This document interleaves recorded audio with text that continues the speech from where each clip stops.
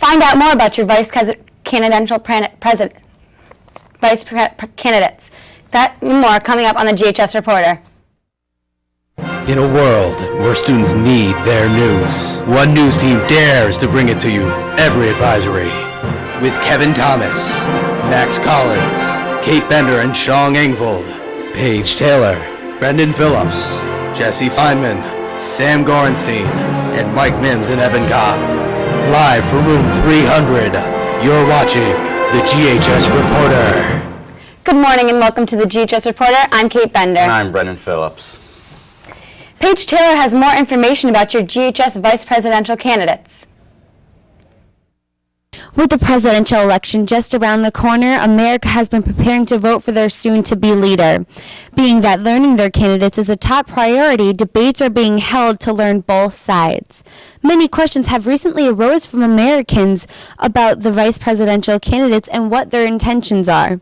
To learn more about what Americans thought about the candidates, I got the chance to interview some of GHS's students and teachers more about Senator Joe Biden and Senator Sarah Palin. Why do you feel that the vice presidential candidates seem to have the most publicity? Well, I think the pick of Biden was pretty standard. He has a lot of experience. But Sarah Palin was a definite shock just because, she doesn't have a lot of experience. And her name wasn't thrown around by any of the pundits or anything. And also, she's a woman and she's young. We already have heard about the presidential candidates for a longer time. So when we hear about the vice presidents, it comes as a surprise.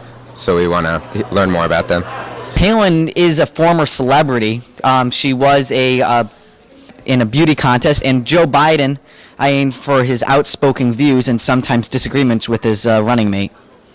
Which vice presidential candidate do you feel is most qualified for the position of vice president? Definitely Biden, just because so much experience, and also I think he helps complete Obama where he lacks, which is foreign policy.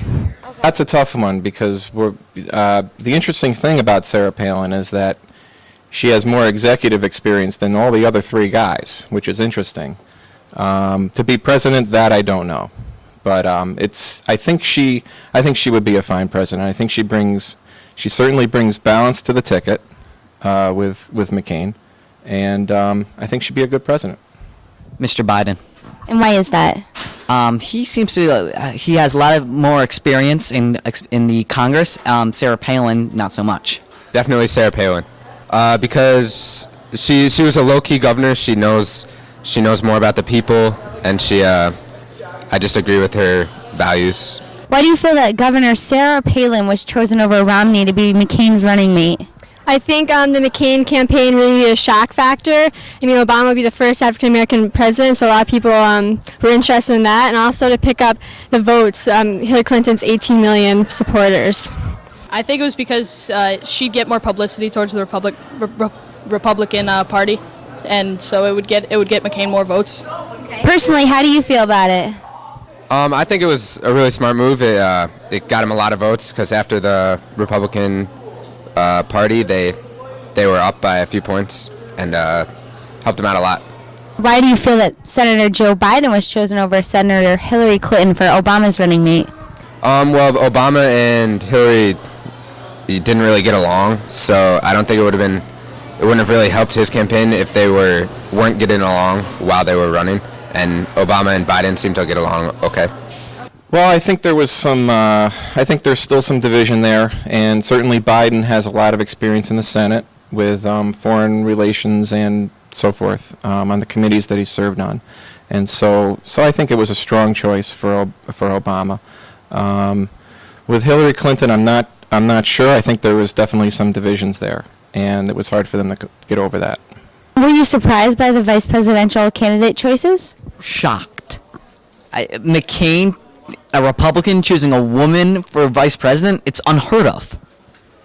Not really. I mean, I'm surprised that Obama didn't pick Hillary, but because it would have been a lot better for the country, but it doesn't really bug it. I'm not really surprised now. Okay. How do you feel that the people are affected by the vice presidents? Well, during the past 8 years, Dick Cheney has definitely expanded the role, and most importantly, he's just the president's right-hand man, and his opinion definitely counts. So. It seems that most Americans have made their opinions about the candidates and who they would prefer to win the election. We'll soon have to see where the preparation of the election takes us. This is Paige Taylor for the GHS Reporter. Thank you, Paige, for that story. And now to sports.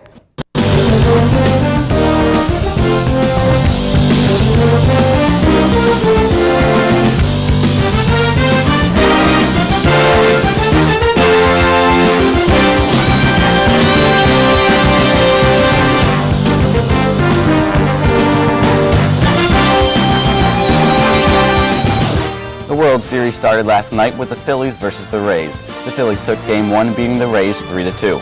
Cole Hamels went 7 strong innings for the Phillies, striking out 5 and giving up only 5 hits.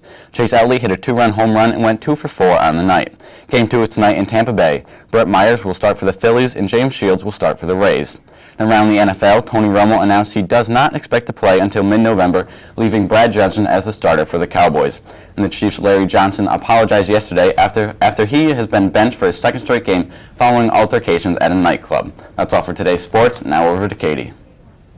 Student government is adding a new branch called the Student Senate. Eric Reimer has more information.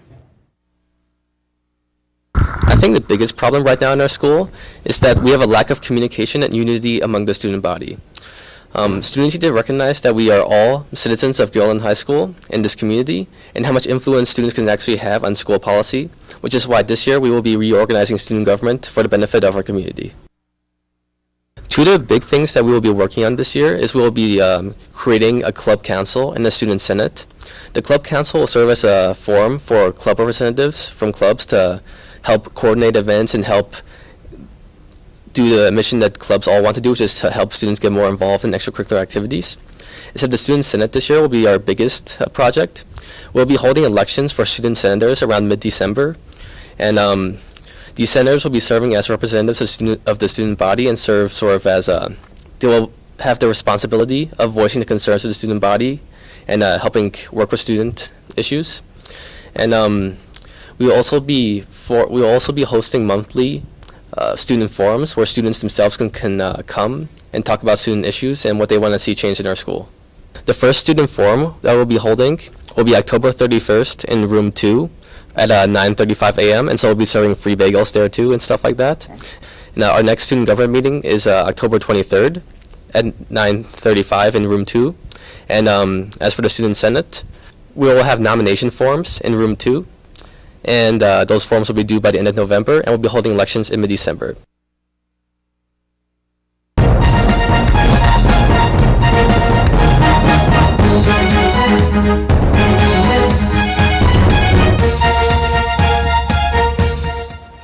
Recently in Little Rock, Arkansas, a federal magistrate called Tony Alamo a flight risk Wednesday as he ordered the evangelist held without bail until his trial on charges that he took a minor across state lines for sex. The ruling came after Alamo's former followers testified at a hearing that they often beaten at his instructions and once said Alamo practiced polygamy with several females, including a 9-year-old girl. Alamo has pleaded not guilty to the 2 charges, each of which carries a sentence of 10 years to life in prison and a fine of up to $250,000. Miss Teen Louisiana lost her crown 11 days early after being arrested on charges of leaving a restaurant without paying and carrying marijuana. Evans will have to return her sash and crown, but won't have to return any other prizes or cash equivalents. The next Miss Teen Louisiana will be chosen November 1st at a pageant in Lafayette. You know, we have a big shout out going out to the girls varsity field hockey team. They play Shenandoah today at 3 p.m. and it's the first round of the sectionals. Good luck to them. I'm Kate Bender. And I'm Brendan Phillips. Have a great day and stay tuned for your morning announcements.